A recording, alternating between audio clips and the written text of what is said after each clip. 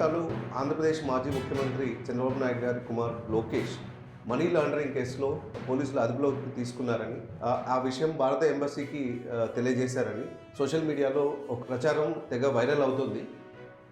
ఈ విషయమై వాస్తవాలు తెలుసుకునేందుకు మనతో సీనియర్ జర్నలిస్ట్ శ్రవణ్ కుమార్ గారు ఉన్నారు. శ్రవణ్ కుమార్ గారు, ఈ గత రాత్రి నుంచి చంద్రబాబు నాయుడు గారి కుమారుడు లోకేష్ మనీ లాండరింగ్ కేసులో అదుపులోకి తీసుకున్నట్టు బాగా ఫేస్బుక్, ట్విట్టర్, సోషల్ మీడియాలో వైరల్ అవుతున్నాయి పోస్టులు. ఇందులో వాస్తవాలు ఎంతవరకు ఉన్నాయి? గత 2 ఏళ్ళుగా మీరు ఫ్యాక్ట్ చెక్లో పనిచేశారు. అసలు ఏంటి, ఎంత మేరకు ఇది నిజాలు? ఇప్పుడు మనకు చాలా వరకు ఏంటంటే మెయిన్ స్ట్రీమ్ మీడియా కన్నా సోషల్ మీడియా చాలా స్పీడ్గాను ఇన్ఫ్లుయెన్సబుల్గా ఉంది జనరల్గా.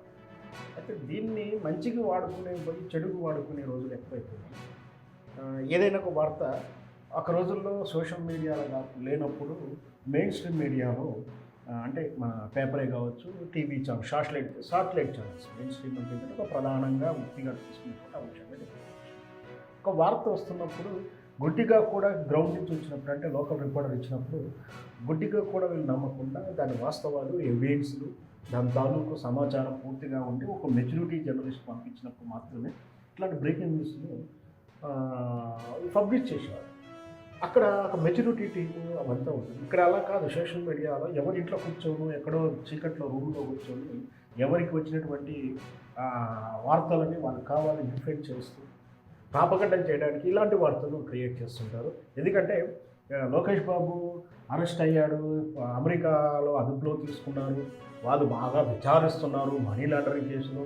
ఈ మనీ లాండరింగ్ ఏంటి, రేపు రాబోయే ఎన్నికల కోసం ఫండ్స్ కోసం అక్కడికి వెళ్ళారు, ఈ మనీ లాండరింగ్ చేస్తుంటే పట్టేశారు, విచారిస్తున్నారు, ఎంబసీ కూడా చెప్పేశారు, ఈ కేసును మాఫీ చేయడానికి చంద్రబాబుని భారీ ఎత్తున కుట్ర చేస్తున్నాడు, భారీ ప్రయత్నాలు చేస్తున్నారంటూ ఒక పోస్ట్ వైరల్ అవుతుంది. నేను చూశాను. ఇక్కడ దీంట్లో ఎలాంటి వాస్తవం లేదు. ఎందుకంటే ఇది ఒక పార్టీ ప్రయోజనాలు దృష్టిలో పెట్టుకొని ఇంకొక పార్టీని బ్లేమ్ చేయడానికి ఈ విధంగా తప్పుడు కథనాలు క్రియేట్ చేస్తూ, ఈ తప్పుడు కథనాలు పనిష్మెంట్ ఉంటాయని కూడా తెలుసుకోవాలి, అయినా కూడా తెగించి ఇట్లా చేస్తున్నారు. ఈ విషయంలో లోకేష్ బాబు మీదనే చేశారని మనం అనడానికి లేదు, ఇంకొక పార్టీ మీద కూడా చేస్తున్నారు. అంటే ఇరు పార్టీలో వారు ఒకరి మీద ఒకరికి దుమ్మెత్తి పోసుకోవడానికి ఈ సోషల్ మీడియాని ఒక వేదికగా చేసుకొని తప్పుడు కథనాలు క్రియేట్ చేయడం. ముఖ్యంగా ఎన్నికల దగ్గరకు వస్తూ ఉంటే రోజొక వార్త వైరల్ అవ్వడానికి, రోజొకరికి ప్రాపగండం చేయడానికి చేస్తున్న ప్రయత్నంలో భాగంగానే బహుశా ఇది క్రియేట్ చేసి ఉండవచ్చు. వాస్తవానికి మనకున్న సమాచారం ఇంతవరకు కూడా ఎలాంటి కేసు లేదు, అసలు జరిగిన వాస్తవం కానే కాదు. ఇది ఒక తప్పుడు కథనం కూడా చెప్పుకోవచ్చు.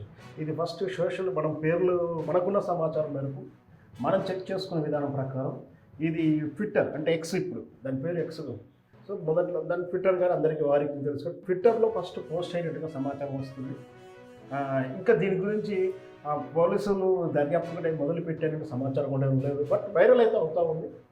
మనమైతే ఇదైతే నిజమని చెప్పడానికి ఎక్కడా కూడా ఆధారం లేవు, అబద్ధం అని చెప్పడానికి అయితే మనకు స్పష్టంగా తెలుస్తుంది. ఎందుకంటే ఇది ఒకవేళ నిజమై ఉంటే మెయిన్ స్ట్రీమ్ మీడియాలో తెలుస్తుంది. ఎందుకంటే మన తెలుగు మీడియా తెలవకుండా నేషనల్ మీడియాకైనా వస్తుంది. కాబట్టి అలాంటి మెయిన్ స్ట్రీమ్లో కనిపించిన వార్త ఏదున్నా కూడా మనం ఫేక్ వార్తగానే చూసుకోవచ్చు, నిరాధారణ వార్తగా చూడవచ్చు. దీంట్లో వాస్తవాలు లేవు. ఇది కేవలం ఒక పార్టీని ఇంకొక పార్టీని ప్రాపగండం చేయడానికి ఇలా చేస్తున్నారు. ఇది పార్టీలు ఈ విధంగా ఎన్నికల ముందు చేసుకోవడం అనేది సహజమైన రోజులు. ఇట్లాంటి వార్తలు, తప్పుడు కథనాలు ఖచ్చితంగా సైబర్ క్రైమ్ కిందకి వస్తుంది. ఖచ్చితంగా అది ఎవరి ప్రయోజనాలకు చేకూర్చినా, ఎవరికి డ్యామేజ్ చేసినా ఖచ్చితంగా చట్ట పరిధిలోకి శిక్షించబడతారు. ఖచ్చితంగా ఇట్లాంటి వార్తలు నమ్మకూడదు. కేవలం ఇది ఒక పార్టీ ప్రయోజనాలు దెబ్బతీస్తూ ఇంకొక పార్టీ వాళ్ళు క్రియేట్ చేసిందిగా భావించవచ్చు. ఒకవేళ ఈ చట్ట పరిధిలోకి ఎవరైనా ఏమన్నా కంప్లైంట్ చేస్తే, కేసుకి వెళ్తే ఖచ్చితంగా దానికి పనిషబుల్ అవుతుంది. ఇట్లాంటి కథనాలు నమ్మడానికి వీల్లేదు. ధన్యవాదాలు శ్రవణ్ కుమార్.